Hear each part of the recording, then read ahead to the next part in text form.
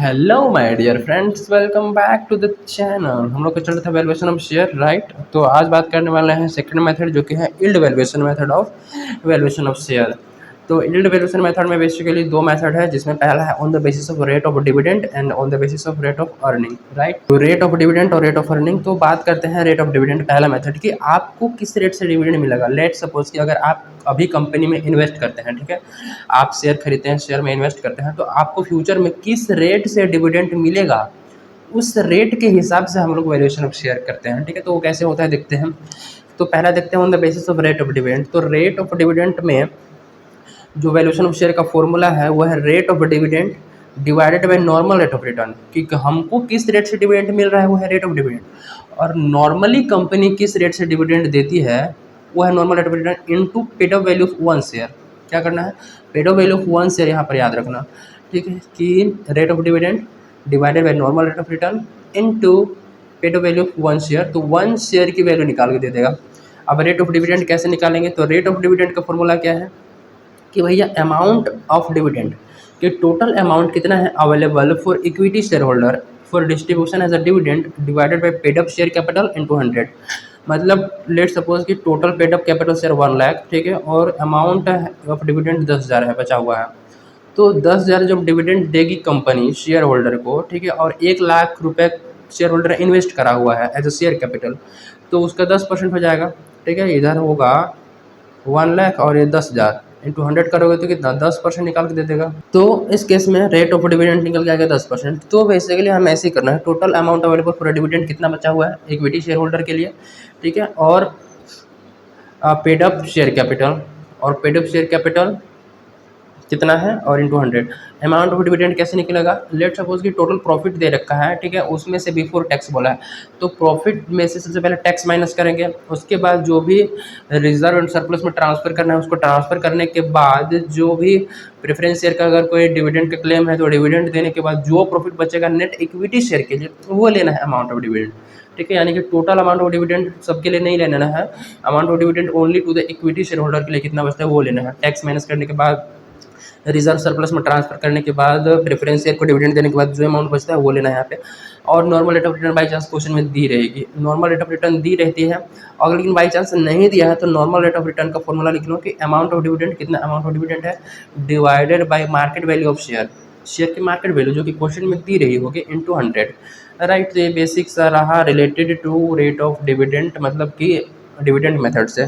इसके थ्रू एक question practice कर लेते हैं जो कि और हमें इजीली क्लियर हो जाएगा। So look at question number 12, जिसमें क्या बोला है कि सुधीर लिमिटेड है 50,000 equity share ₹100 each 8 paid of. तो सबसे पहले तो कैपिटल पता कर लेते हैं कितना है कंपनी में। तो देखो यहाँ 50,000 शेयर इंटू 8 पेड ऑफ है ना, यानी कि 4 लाख तो उसका पेड अप कैपिटल हो गया, ठीक है, 4 लाख उसका क्या हो गया जी, पेड अप कैपिटल हो गया। एंड आगे क्या बोला है गया है कि the company transfer 10% of profit to general reserve every year, ठीक है, जनरल रिजर्व में हर एक साल ट्रांसफर कर देती है profit. The expected profit previous year के परफॉर्मेंस पर before tax is 10 lakh, tax देने से पहले 10 लाख, तो उसमें सबसे पहले टैक्स देंगे। उसके बाद tax rate is 65%, no problem. Normal rate of dividend is 16% per annum, ठीक है, नॉर्मल रेट ऑफ डिविडेंड कितना है 16% per annum. Sudhir limited 7% preference share capital is 4 lakh divided into share of rupees 10 is, ठीक है, find out the value of share by in the method. यहाँ पर normal rate of return यानी normal rate of dividend 16%, वही हमारा क्या है normal rate of return, ठीक है। तो लिख लो नॉर्मल रेट ऑफ रिटर्न कितना है भैया 16%, तो 16% नॉर्मल रेट ऑफ रिटर्न हो गया। अब हम कैलकुलेट करना शुरू करते हैं कि रेट ऑफ डिविडेंड क्या होगा। रेट ऑफ डिविडेंड यानी कि किस रेट से कंपनी देगी, तो उसके लिए हमें चाहिए रेट ऑफ डिविडेंड का फॉर्मूला क्या है, amount of dividend, amount of dividend divided by total paid up capital, total paid up capital into 100, ठीक है। ये टोटल पेड अप कैपिटल पर कितना अमाउंट ऑफ डिविडेंड दिया जाएगा इक्विटी शेयर होल्डर वालों को, तो उसके लिए हमें पहले अमाउंट ऑफ डिविडेंड निकालना पड़ेगा। तो अमाउंट ऑफ डिविडेंड निकालने के लिए हमें क्या करना पड़ेगा कि डिविडेंड का अमाउंट तो डायरेक्टली दिया नहीं है क्वेश्चन में, तो इसके लिए हमें प्रॉफिट के हिसाब से निकालना पड़ेगा। तो एक्सपेक्टेड प्रॉफिट दे रखा है कितना 10 लाख, तो expected profit equal to 10 lakh जो कि टैक्स से पहले है। तो सबसे पहले प्रॉफिट निकल के आएगा, उसमें से गवर्नमेंट को टैक्स पेमेंट करेंगे तो माइनस कर देंगे टैक्स वो भी 65%। इतना हाई रेट टैक्स किसका होता है भैया, लेकिन क्वेश्चन में दिया है तो कर लेते हैं। देखो, और ये 10 लाख हुआ ना, 10 लाख इंटू 65% यानी कि 6 लाख का हो गया। 10 लाख इंटू 65% यानी कि 6,50,000 तो टैक्स ही भैया चला गया हमारा। तो 6,50,000 टैक्स, तो उसके बाद कितना बचा, 3,50,000 प्रॉफिट। इसको बोलेंगे प्रॉफिट आफ्टर टैक्स। क्या, प्रॉफिट आफ्टर टैक्स। इसमें से अब माइनस कर दो कि भैया रिजर्व में कितना ट्रांसफ़र करना है, 10%। तो माइनस कर लेंगे 10% ट्रांसफ़र टू रिजर्व। अब 10%, 3,50,000 का 10% कितना होगा, 35,000। तो 35,000 तो रिजर्व में ट्रांसफ़र हो गया। तो 3,50,000 से 3,50,000 माइनस करेंगे 35,000, इट बिकम्स का हो गया 3,50,000 माइनस कर लेंगे 35,000, तो ये हो जाएगा 3,15,000 जो कि बचेगा एज अ डिविडेंड। लेकिन इसमें भी क्या करना है, जैसे देखो प्रेफरेंस शेयर बोला है 4 लाख है और 7%, तो माइनस कर लेंगे 7% प्रेफरेंस शेयर डिविडेंड, और जो कि कितना है, तो 4 लाख उसका कैपिटल है प्रेफरेंस शेयर का, तो 4 लाख पर 7% दिया जाएगा यानी कि 28,000। 7 जो 28,000, तो 28,000 कैसे आया, यहाँ देखो कि भैया 4 लाख तो वो है कैपिटल इंटू 7% है ना, तो 28,000 आ गया। 28,000 के बाद अब 3,15,000 में से 3,15,000 में से अगर 28,000 माइनस कर दिया जाए, लुक एट हियर, तो हमारा 2,87,000 मैन, 2,87,000 क्या बचता है, net dividend for equity share holder, right. यानी कि प्रॉफिट फॉर किसके लिए, इक्विटी शेयर होल्डर, ठीक है। तो अब यही अमाउंट ऑफ हमारा डिविडेंड आ गया। दो हम लोग रेट ऑफ डिविडेंड कैलकुलेट कर लेते हैं। रेट ऑफ डिविडेंड का सिंपल कितना था,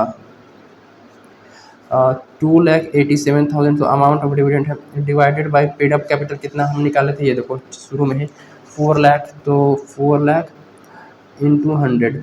कहने का मतलब है 4 लाख कैपिटल हमने लगाया है ना 4 lakh capital. Think man properly कि बहुत सिंपल है कि 4 लाख कैपिटल हमने लगाया है कंपनी में, जिसपे 2,87,000 तो हमको डिविडेंड मिलेगा। तो उसका रेट कितना हो जाएगा, किस रेट से मिल रहा है, तो देखो 2,87,000 डिवाइडेड बाई 4 लाख, ठीक है, इंटू कर देंगे अगर 100, तो इट बिकम 71.75%। मतलब रेट ऑफ डिविडेंड क्या है, 71.75%। 4 लाख पे 2,87,000 का रेट निकल गया, 71.75% हमको डिविडेंड का रेट है। अब हम लोग निकाल लेते हैं वैल्यू ऑफ शेयर। तो वैल्यू ऑफ शेयर कैसे निकलेगा जी, तो 71.75 इसका रेट है। Normal rate of return company में ऑलरेडी 16% बोल रखा है, तो इसको डिवाइड करो 16 से, इनटू क्या, paid up value of 1 share ना, paid up value of 1 share ध्यान रखना। तो paid up value of 1 share देखोगे तो क्वेश्चन में ₹8 पेड अप लिखा है, तो 8 लेके चलना है हमें, ठीक है। यहाँ पर 100 से मल्टीप्लाई मत कर देना वैल्यू ऑफ शेयर निकालने के लिए। तो 71.75 डिवाइडेड बाई 16 इंटू कर देंगे 100, नहीं 8 करेंगे, तो ये हो जाएगा 35.875, ठीक है। 35.875 क्या आ जाएगा, वैल्यू ऑफ 1 शेयर, करेक्ट है जी। वैल्यू ऑफ 1 शेयर, यहाँ पे फॉर्मूला लिख देना, value of share equal to, पहले फॉर्मूला लिखना value of share equal to कि हमारा क्या हो जाएगा, ये हमारा रेट ऑफ डिविडेंड, ठीक है, rate of dividend divided by normal rate of return into paid up value of 1 share, ठीक है। Paid up value of 1 share basically ये लिख देना, ये 1 शेयर का है। तो ये हमारा वैल्यू ऑफ शेयर का फॉर्मूला, उसके बाद ये वैल्यू पुट करके निकाल देना, और ये 35.875 आ गया। सो बेसिकली हमें यहाँ पर डिविडेंड का अमाउंट कैलकुलेट करना बहुत ज़्यादा जरूरी है, क्योंकि फॉर्मूला तो इजीली याद हो जाएंगे क्वेश्चन प्रैक्टिस के थ्रू। रेट ऑफ डिविडेंड कैसे निकलेगा, अमाउंट ऑफ डिविडेंड कैसे निकलेगा कि जितना भी प्रॉफिट है उसमें सबसे पहले टैक्स माइनस करना है। टैक्स माइनस करने के बाद जो भी रिजर्व में या सरप्लस में ट्रांसफर करना है ट्रांसफर कर दो।